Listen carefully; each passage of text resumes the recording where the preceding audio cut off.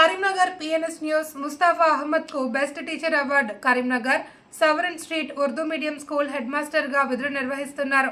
Mohammed Mustafa Ahmed 2025 the best teacher award అందుకున్నారు.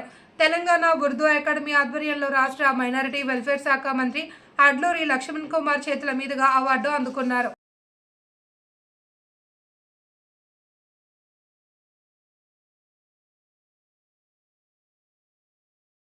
महबूब नगर district Ayesha Sultana Yasmin Abdul हटिए भाई राहत निसा हो गया बिल्कुल भी मिला महबूब नगर राहत निसा आयशा सुल्ताना राहत सुल्ताना